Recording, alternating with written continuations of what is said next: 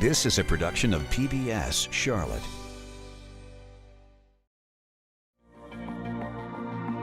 American Graduate Getting to Work is made possible by the Corporation for Public Broadcasting.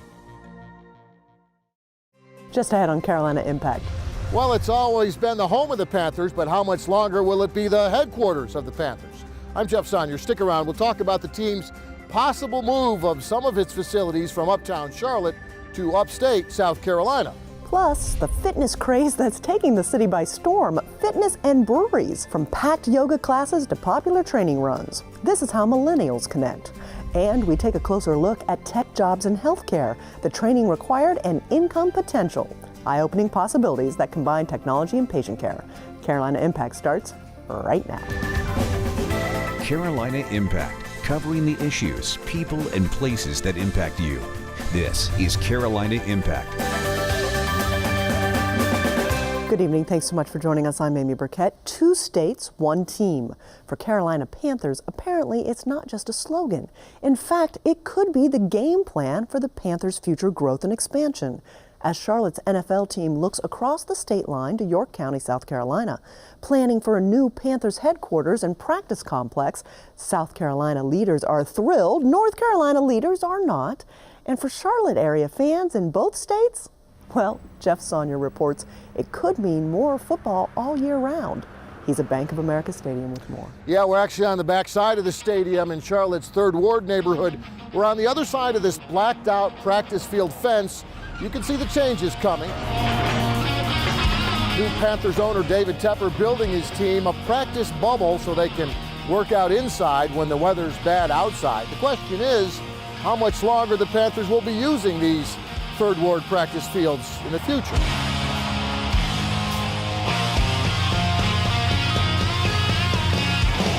On game days, the Panthers will still be playing here in Uptown. Since the stadium opened, it's the only home they've ever really known.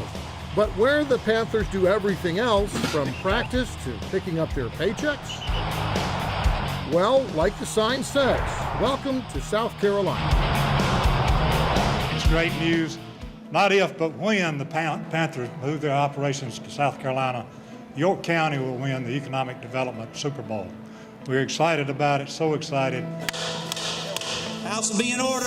To get the Panthers, South Carolina lawmakers are offering the team the same package of tax breaks and financial incentives that's attracted lots of other business to the state. 4243 is the professional sports team. Even though some lawmakers aren't so sure that the Panthers and their new billionaire owner really need those tax breaks. He's worth $11 billion, and we're talking about giving him tax incentives to move 100 jobs from Charlotte to Rock Hill? No, sir, you're not correct. Yeah, I think I am correct. Because no, we're giving incentives. He has to produce the product in order to get the incentive.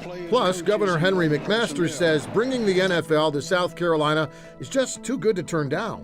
The Carolina Panthers are a great team. Dave Tepper is a great entrepreneur, businessman. He's very generous. He's highly regarded all across the United States. We're delighted that they are interested in our wonderful state. You know, as a rookie, I'm not a rookie anymore. And this is really the first season that I can put any imprint on. Tepper and the Panthers are imprinting South Carolina with a project similar to what the Dallas Cowboys built here in Frisco, Texas, 35 miles away from their home stadium. It's a football complex that includes team offices and practice fields, hotels and retail, a sports medicine hospital, and a 12,000-seat indoor stadium that the team shares with local high schools and youth leagues. The impact of this, the ripple effects of what he's talking about, this isn't just bringing a practice facility from Spartanburg to Rock Hill or York County. This is talking about redeveloping and creating wealth for more people in this region. John Geddes is the mayor of Rock Hill, where what he calls sports tourism is already big business. Amateur sports events like the tournaments at Rock Hill's baseball and softball complex bring in $20 million a year, with more to come when Rock Hill finishes this new sports and events center, where a huge old textile mill used to be. And on that site we'll have the biggest sports and event center on the East Coast, not attached to a college, that'll be operational. And our sports tourism, the taxes that brings in, will almost double as a result of that one event. So the Panthers really fit into, if they come to Rock Hill, which we want them to.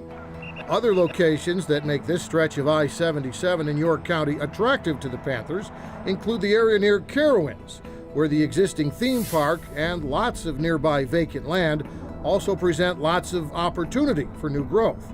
And then there's this fast-growing area in Fort Mill, on land owned mostly by Springs Mills, near the Greenway. It's the kind of opportunity that simply isn't available where the Panthers are now, the team limited by the lack of space near the stadium, and maybe catching North Carolina leaders a little off guard with their plans to expand. People might have been asleep while we were doing this, and we're fine with that. We can go back to sleep if you'd like to. But this isn't overnight for us. We've been working very hard, and we're due this. We've done the right job to get ready for it. Today, I'm delighted to have with us our NFL team, the Carolina Panthers, who are up in the gallery here. Back in Columbia, that's Coach Ron Rivera visiting the State House, along with several players and fellow coaches, even Sir Purr, as York County lawmakers look forward to their future as a football destination. They are bringing a destination to South Carolina. They are bringing something larger than just 150 people or 150 jobs. So in this instance, all the things that surround a venue could be hotels, it could be retail opportunities, it could be restaurants, it could be all the things that don't belong to the Panthers, but generate the jobs that these guys were talking about. This gives us just one more piece of that puzzle to have the entrance into South Carolina from North Carolina to be Carolina Panthers. Meanwhile, the fans on either side of the state line say there's still something for everyone. Whether it's the Panthers on game day in North Carolina. People, they love the Panthers, and I think kind of bringing it a little closer to the South Carolina, North Carolina border will kind of help bring the Carolinas together as a whole. Or the Panthers every other day in South Carolina. Oh, I think it's very exciting. We'd love to get the team down here. Even though you live in South Carolina, you feel like the Panthers are your team too. Oh, they're our team. They're Carolina's team.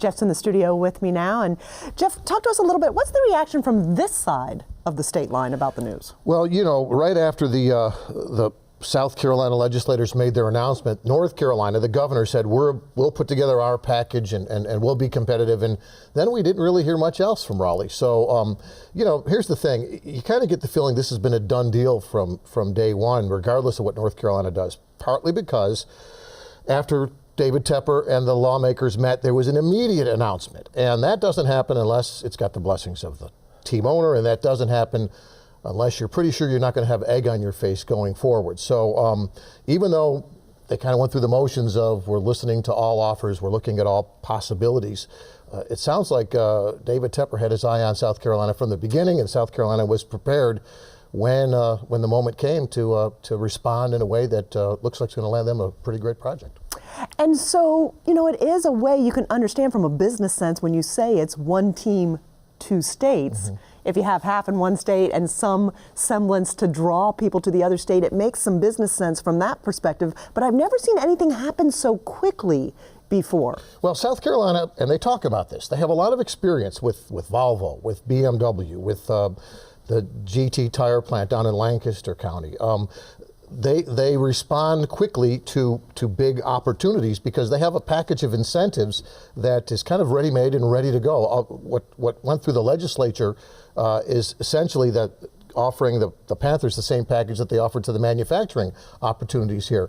North Carolina really doesn't have the same sort of package ready to go like that. That's why South Carolina gets all these manufacturing projects when North Carolina is also competing. And so, again, when there's a new owner in town, it kind of changes the whole dynamic of what the team might do in the future. And I think some smart people just below the state line, some lawmakers down in York County recognized that this was an opportunity, and when the opportunity presented itself, they had a package of things that has been attractive to others before and was equally attractive to the Panthers.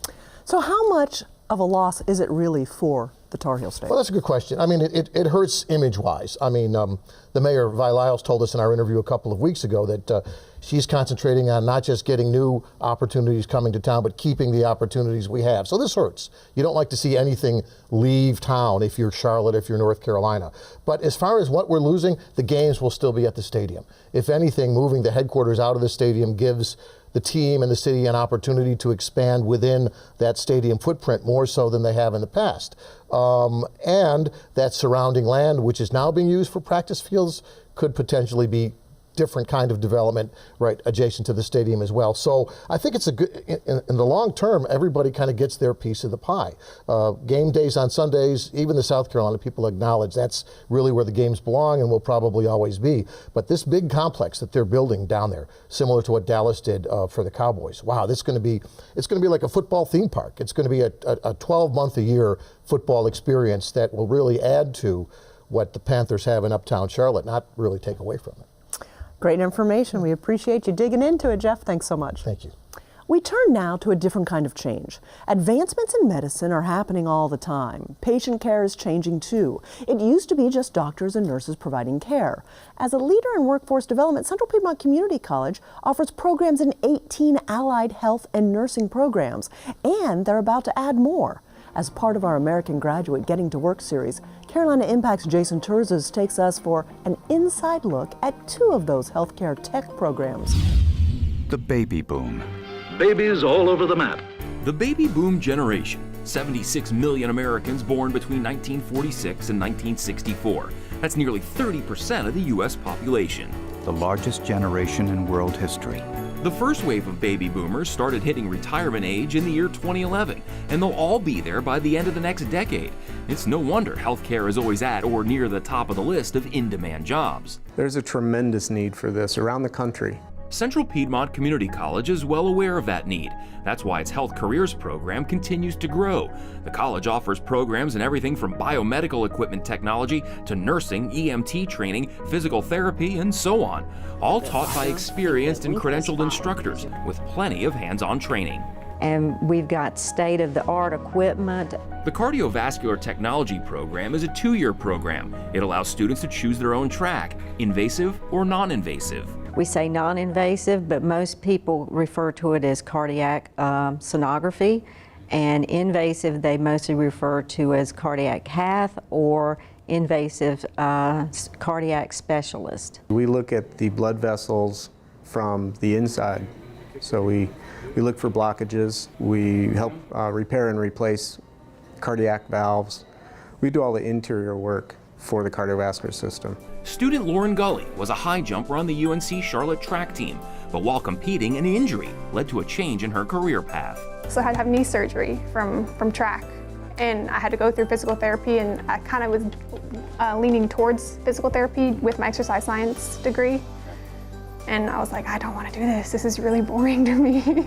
Around the same time, Lauren's dad had a heart catheterization, which is the insertion of a tube into a chamber or vessel of the heart to help with blood flow. And I had no idea what it was. And then I kind of was like, oh wow, that's pretty cool. So Lauren enrolled in CPCC's program and is set to graduate in May. She's already been offered one job and is interviewing for others. I definitely feel prepared to be able to do heart caths on people, which I already have been in clinicals for the past year and a half.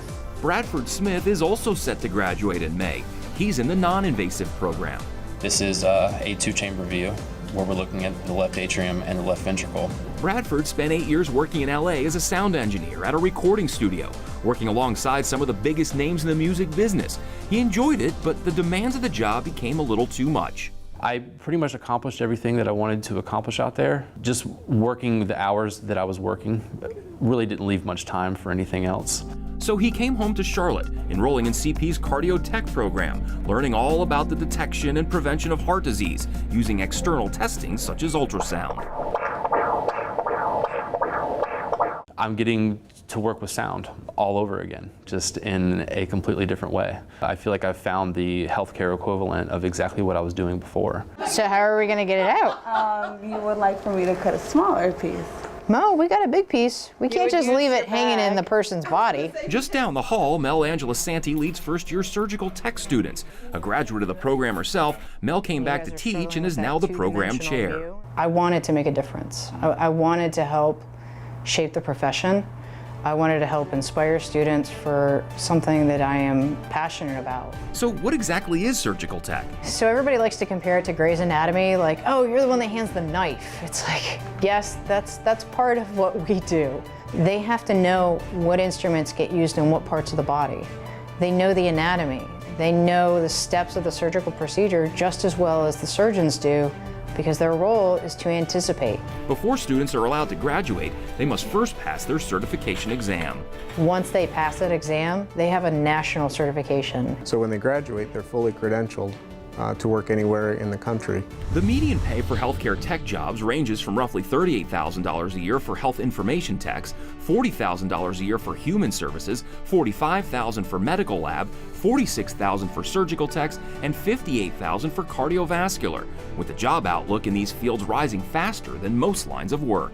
I am consistently seeing $25 an hour. And for a 2-year associate's degree, I mean, that's, tremendous. Our program has a 100% successful job placement rate within 6 months of graduation. And with that kind of job placement success rate, it's no wonder the program continues to grow. In the fall, the college is launching its polysomnography program. Polysomnography is the study of sleep medicine, narcolepsy, sleep apnea, periodic limb movement disorder, insomnia, all of those kinds of things. The world of patient care.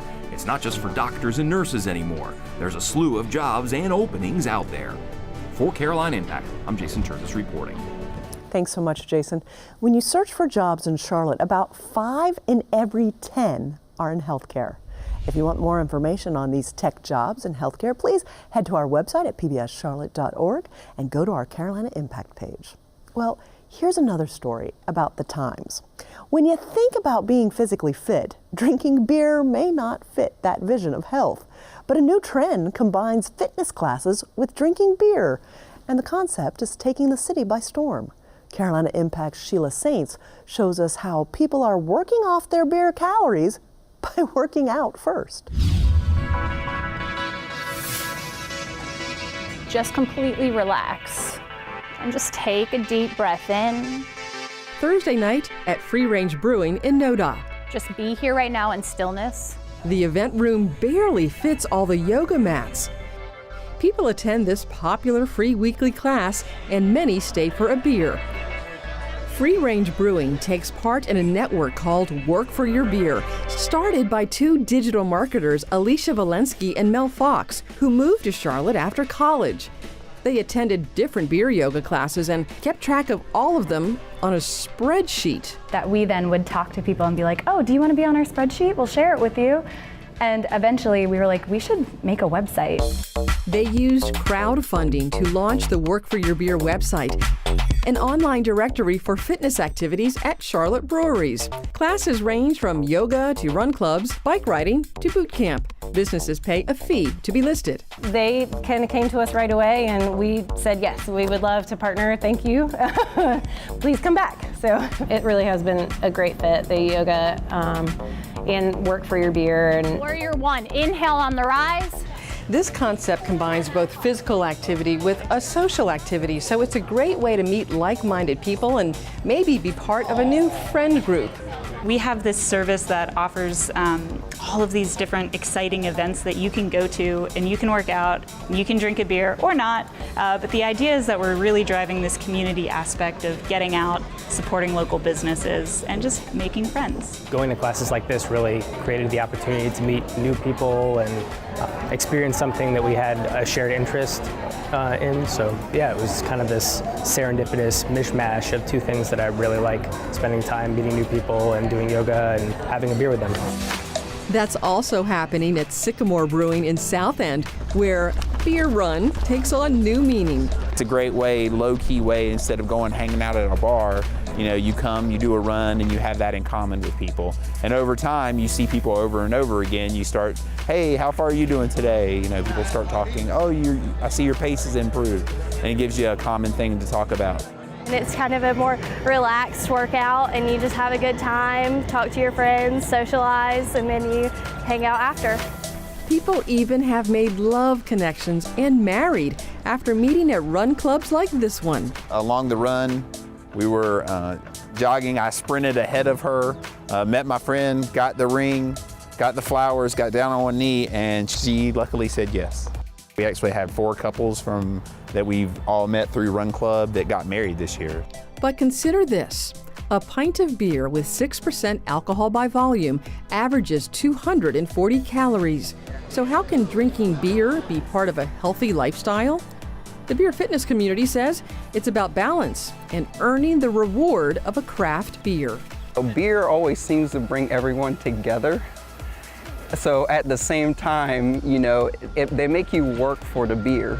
So you go out for a good run, and then you come back and reward yourself with a nice cold beer every time. Words of stealing, push in the outer blade of your right foot. They come to a yoga class and they do that together. That energy in the room creates a good community just from the class, but then being able to go have fellowship afterwards with a beer or with any, like a kombucha or something like that, I think it's really good.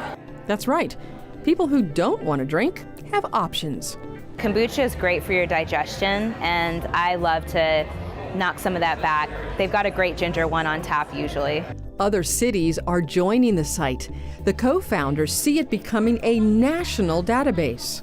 And we are, I think, very, very proud of ourselves, but we're more proud of the community and how people have adapted it and how people have started to spread the word. With our website, we're trying to get you out so you can meet these new people, try this new thing, support this local brewery, support this local instructor, not get outside of your own comfort zone and try something new and be a part of cultivating this beer fitness community.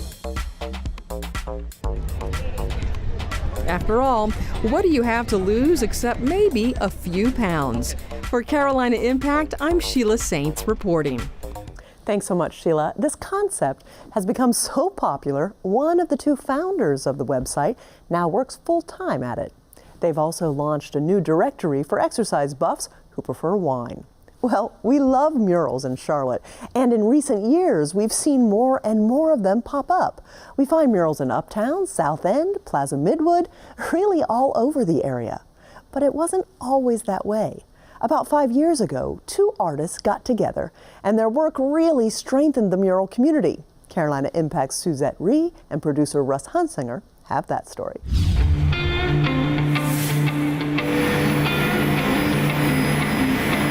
A day at the office for mural artist Matt Hooker is quite unconventional. Construction equipment can be the most valuable tool today, and creativity here takes the word large to a whole new level. Hooker says for he and partner Matt Moore, who's at a different project site, creating art on this scale is their passion. Every artist likes to work big, most anyway. They want to work big.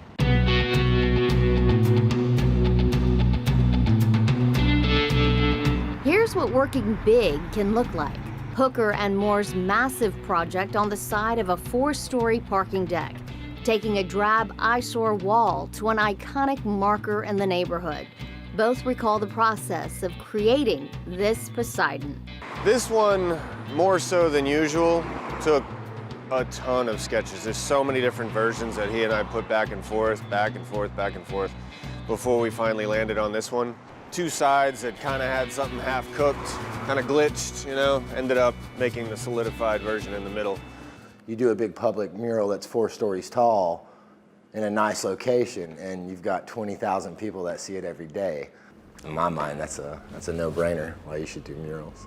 These 2 artists teamed up when murals were relatively new and rare in Charlotte. It's just the perfect storm of we knew people that were opening businesses that wanted pieces, and we were psyched to do them and kind of got the ball rolling for us. And as the saying goes, the teamwork makes the dream work. We'll throw a bunch of ideas out to each other, and there's usually always a moment where we'll kind of put our hands in the air, we both do that face, it's like, yeah, we should do this, and we'll both go, oh, right? And once we have 3 or 4 oh moments, then we really start to kind of funnel down. Creating the artwork is a dynamic process they both enjoy, but make no mistake, creating on this level and this scale can be physically exhausting. It's a grueling process more often than not. I'm lucky to have a scissor lift in here today, but a lot of times we're standing on ladders and, it's not an old man's game, that's for sure. I'm feeling pretty creaky and I'm not even that old. Indeed, the 2 millennial artists are young by any standard. They both draw and create in traditional ways like drawing on paper, but they both agree that digital platforms have been a game changer. They can even take in proportion of scale on a wall per se, to see if the image they have in mind would actually work in the space. Digital creation also allows overlays of non-traditional images that can go together to make an impact. While they've both worked on dozens of projects over the years, both artists agree, if they had to pick one favorite. This one, it still stands out to me. It's still got a place, place in my heart. The shine hasn't dulled yet, it's the thrill is not gone on this one. I still dig it quite a bit.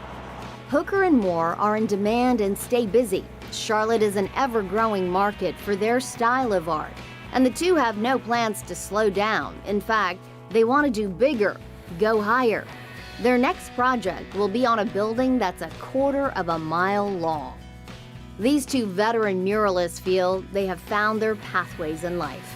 Art is taking nothing and making something, right? But moreover, good art is art that makes you feel something, right? If there's anything I want people to get out of what I do, it's that anything's possible. Indeed, Hooker and Moore have shown what is possible in Charlotte.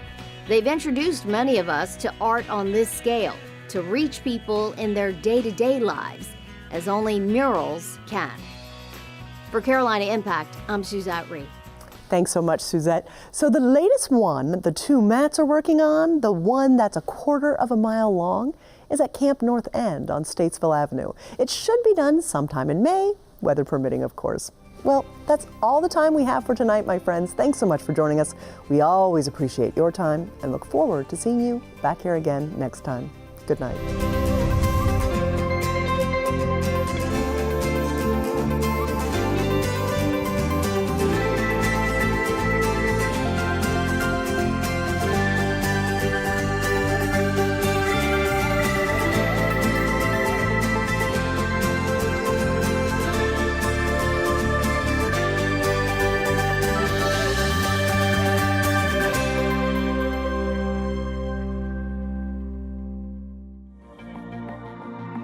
American Graduate Getting to Work is made possible by the Corporation for Public Broadcasting.